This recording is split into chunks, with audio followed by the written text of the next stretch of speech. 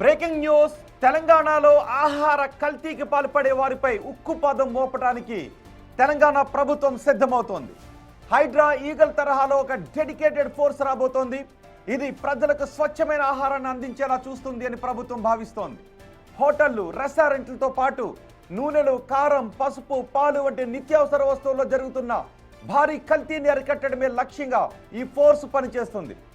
Eagle, Hydraa తరహాలోని ఆహార కల్తీని అరికట్టడానికి పకడ్బందీ వ్యవస్థను తీసుకొస్తామని ముఖ్యమంత్రి రేవంత్ రెడ్డి ప్రకటించారు. దేశవ్యాప్తంగా ఉన్న చట్టాలను అధ్యయనం చేసి తెలంగాణలో పటిష్టమైన యంత్రాంగాన్ని ఏర్పాటు చేస్తామని ముఖ్యమంత్రి అంటున్నారు.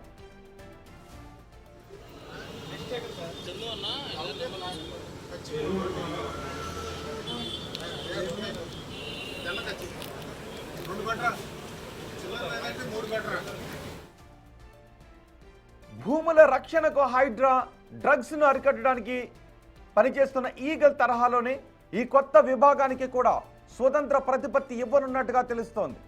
దాడులు చేయడం, సీజ్ చేయడంతో పాటు చట్టపరంగా కఠిన చర్యలు తీసుకునే విధంగా అధికారాలు కల్పించబోతున్నట్టుగా సమాచారం. కల్తీ ఆహారం కారణంగా ప్రజలు రకరకాల రోగాల బారిన పడుతూ ఉన్నారు. ఈ విషయంపై సీఎం చాలా సీరియస్గా దృష్టి సారించారు. కేవలం ఫిర్యాదులు వచ్చినప్పుడే కాకుండా నిరంతరం మార్కెట్లపై నిఘా ఉంచేలా ఈ వ్యవస్థను రూపొందించాలి అని సీఎం ఆదేశించినట్టుగా తెలుస్తోంది. ఈ విభాగానికి పూర్తి స్థాయి అధికారాలు కల్పిస్తూ త్వరలోనే ఒక ఆర్డినెన్స్ లేదా చట్టాన్ని తీసుకొచ్చే అవకాశం ఉంది.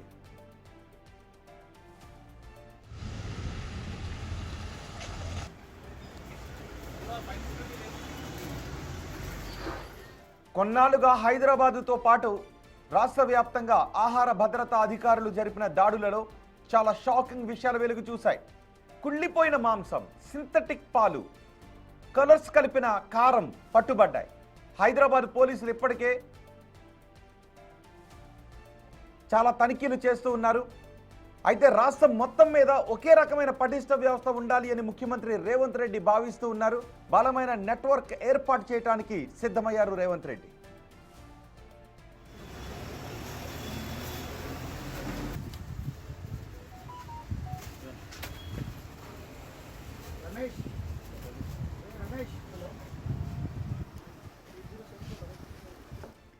ఆహార కల్తీని అరికడితే సగం రోగాలు దరిద్రం వదిలిపోతుంది. ఆహార కల్తీని అరికడితే సగం రోగాలు మాయమైపోతాయి. అఫ్కోర్స్ అక్రమార్కులకు అక్రమ సంపాదన ఉండదు, కానీ ప్రజలు మాత్రం చాలా రకాల రోగాల నుంచి బయటపడే అవకాశం ఉంటుంది. ముఖ్యమంత్రి రేవంత్ రెడ్డి అందుకే ఈ నిర్ణయాన్ని తీసుకుంటున్నారు.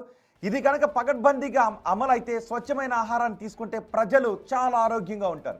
సో ఏ విధంగా ఉండబోతోంది, ఎప్పటి నుంచి ఈ వ్యవస్థను ఏర్పాటు చేయడానికి ఎటువంటి ప్రణాళికను రచిస్తున్నారు, ఈ వివరాలన్నీ అందించడానికి మా ప్రతినిధి సుజాత మనకు అందుబాటులో ఉన్నారు. సుజాత, ఎప్పటిలోపు ఈ హైడ్రా ఈగల్ లాంటి వ్యవస్థలను నెలకొల్పే అవకాశం ఉంటుంది? అలాంటి ఒక పకడ్బందీ పటిష్ట వ్యవస్థ వస్తే ఆహార భద్రత విషయంలో ఎటువంటి మార్పులు చోటు చేసుకునే అవకాశం ఉంటుంది? తెలంగాణలో ఇక కల్తీ అనే పదం వినిపించకుండా ఉండేందుకు తెలంగాణ రాష్ట్ర ప్రభుత్వం కీలక నిర్ణయం తీసుకుంది. ఇప్పటికే తెలంగాణ రాష్ట్రంలో చెరువుల్ని, కుంటల్ని పరిరక్షించడానికి హైడ్రాని ఏర్పాటు చేసింది.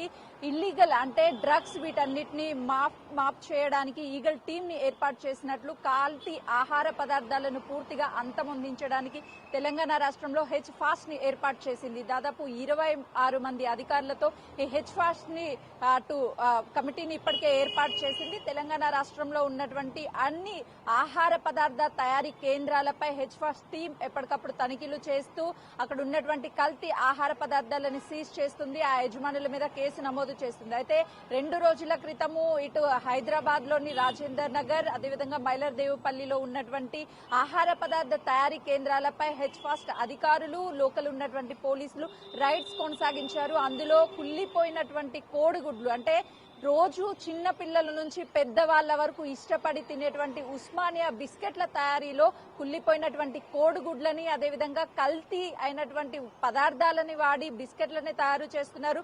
మిక్చర్, బూందీ, లడ్డు, ఇలా ఒక్క పదార్థం కాదు, మనం రోజు తినేటువంటి ప్రతి ఆహార పదార్థం కల్తీ అయ్యే విధంగా ఆహార పదార్థ కేంద్రాలు అందులో కల్తీ చేస్తూ ఆహార పదార్థాలను తయారు చేస్తున్నారు. దీని మీద రాష్ట్ర ప్రభుత్వం చాలా సీరియస్ గా ఉంది. ఎందుకంటే తెలంగాణ రాష్ట్రంలో ఈగల్ టీమ్ ని ఏర్పాటు చేసిన దగ్గర నుంచి గల్లీ నుంచి ఢిల్లీ వరకు ఇక్కడ డ్రగ్స్ ఎక్కడైతే మాట వినిపిస్తుందో వాటి మూలాలన్నింటినీ కూడా రూపుమాపే విధంగా ఈగల్ టీం ఎప్పటికప్పుడు చర్యలు తీసుకుంటుంది.